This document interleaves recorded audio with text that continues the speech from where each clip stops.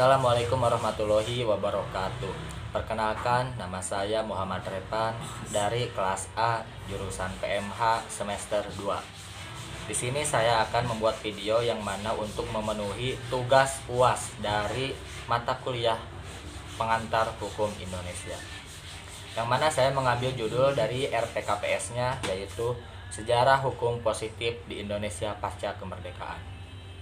Sebelum memulai ke pasca kemerdekaan, dalam artian hukum Indonesia ketika pra kemerdekaan, pra penjajahan juga, di situ hukum Indonesia menganut kepada hukum pluralisme, dalam artian hukum adat dan hukum agama, menganut kepada hukum adat dan hukum agama yang terkandung pada saat nenek moyang Indonesia terdahulu, pada saat kerajaan-kerajaan berdiri. Di situ mulai adanya hukum-hukum yang ada di Indonesia, yaitu yang disebut hukum pluralisme antara hukum adat dan hukum agama. Itu pra penjajahan di Indonesia. Kemudian setelah masuknya penjajahan kolonialisme Belanda masuk, karena yang pertama kali menjajah di Indonesia adalah negara Belanda. Pada waktu itu hukum yang pluralisme sebelum Indonesia dijajah oleh yang negara lain itu, oleh negara Belanda yang menganut hukum pluralisme, itu berubah menjadi mulainya di sini yaitu hukum positif. Yang mana hukum positif ini menerapkan sejumlah prinsip seperti ada pengkodifikasian, ada konkordansi, ada unifikasi, ada dualisme, ada pluralisme. Nah, yang mana di situ ketika penjajahan kolonialisme Belanda dimulai. Kemudian saat hukum di Indonesia yang menganut kepada hukum positivisme saat dijajah oleh Belanda, di sini hukumnya itu sangat mudah untuk dipermainkan. Jadi ada yang untuk bahkan hukum ini justru bukan untuk mengkuatkan kepada warga negara rakyat Indonesia khususnya, bahkan hukum ini juga bisa melemahkan dan mencari untuk sebuah keuntungan. Maka tidak heran pada saat ini karena di Indonesia sendiri menganut kepada hukum positivisme, yang berarti hukum yang menganut kepada hukum hukum ketika saat Belanda menjajahkan negara Indonesia. Ya, jadi begitulah banyak sekali yang mengatur kepada hukum, yang mengatur hukum untuk malah bahkan melemahkan untuk membuat sebuah keuntungan. Nah, itu adalah ketika pas negara kolonialisme Belanda masuk untuk menjajah di Indonesia.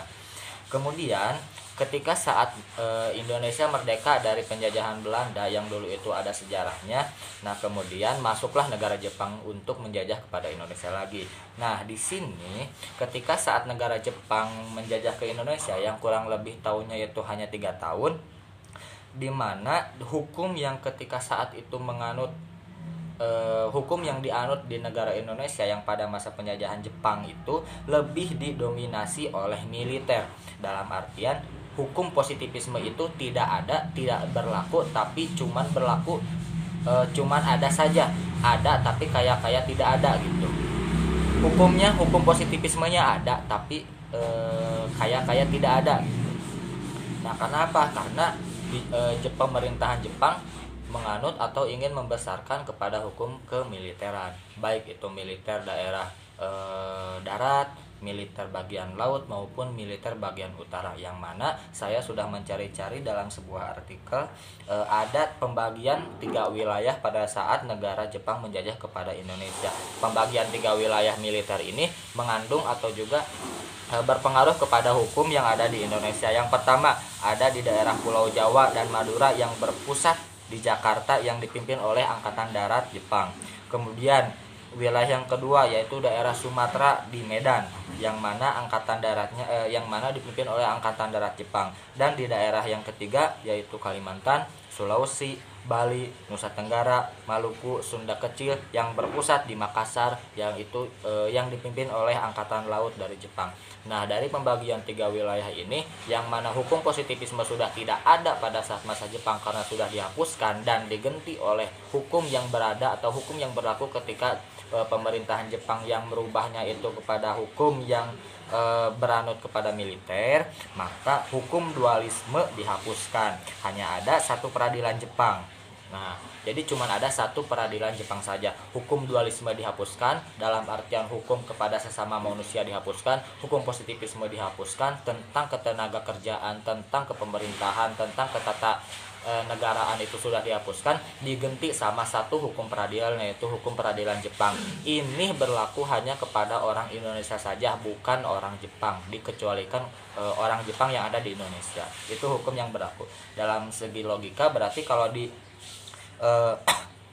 kalau lebih dirincikan, penjajahan yang dilakukan oleh negara Jepang ini benar-benar sangat menindas kepada warga rakyat Indonesia, karena hukum yang berdiri atau hukum yang dianut, yang diatur oleh Jepang itu sendiri dikecualikan orang Jepang, dalam artian semua warga rakyat Indonesia harus patuh kepada satu hukum, yaitu hukum peradilan Jepang.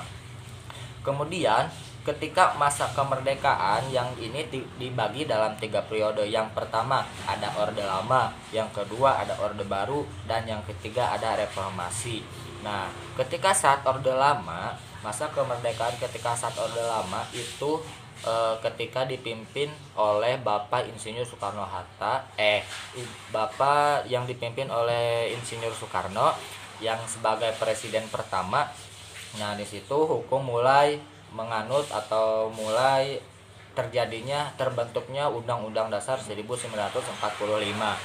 Nah, di situ juga bahkan ada saya membaca sejarah-sejarah hukum Undang-Undang Dasar 1945 itu ada pengkodifikasian, ada juga yang amandemennya, ada yang diganti, bahkan pada saat tahun berapa lah lupa lagi, di situ ada yang tadinya Undang-Undang 1945 itu diganti menjadi Undang-Undang RIS, dalam artian Undang-Undang Republik Indonesia Serikat, itu pada masa dipindahkan lah oleh Orde Lama. Kemudian kalau nggak salah gitu. Kemudian ada hukum Orde Baru. Nah, masa Orde Baru ini dimulai pada saat masa Soekarno berhenti, yaitu ketika naiknya Presiden Soeharto, yang mana yang menjabat paling lama di Indonesia yaitu 32 tahun, yang mana akhirnya Presiden Soeharto dilengsarkan oleh masyarakat di Indonesia.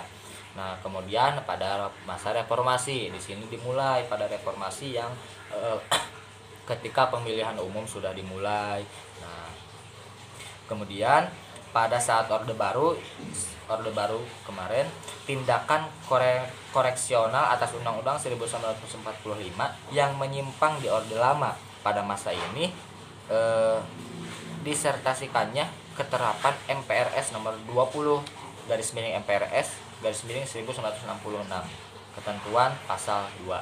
Nah, ini ketentuan yang mengandung atau yang menganut kepada hukum Undang-Undang 1945 yang merubah kepada hukum Republik Indonesia Serikat, ini ada itunya kalau nggak salah. Nah, kemudian untuk itu bahwa sejarah hukum positif di Indonesia pasca kemerdekaan itu sangat berpengaruh kepada hukum yang dianut pada masa sekarang, yang mana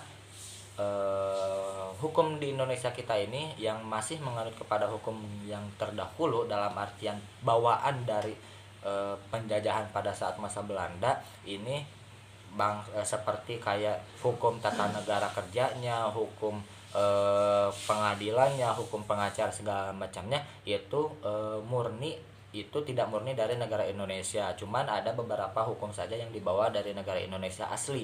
Ada karena hukum yang dianut kita itu adalah hukum positivisme, yang mana berarti hukum positivisme itu diambil dari negara Belanda, yang disebarkan kepada negara Indonesia.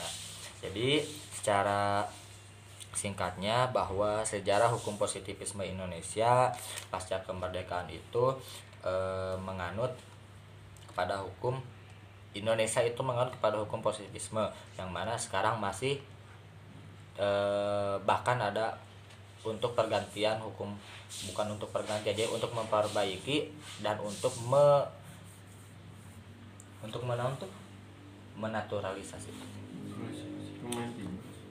hukum positif di Indonesia, yang mana pasca kemerdekaan ini Indonesia sangat bermimpi untuk bisa bagaimana caranya kalau Indonesia itu memiliki hukum dari negara Indonesia kita tercinta. Jadi tidak mengambil dari hukum yang lain.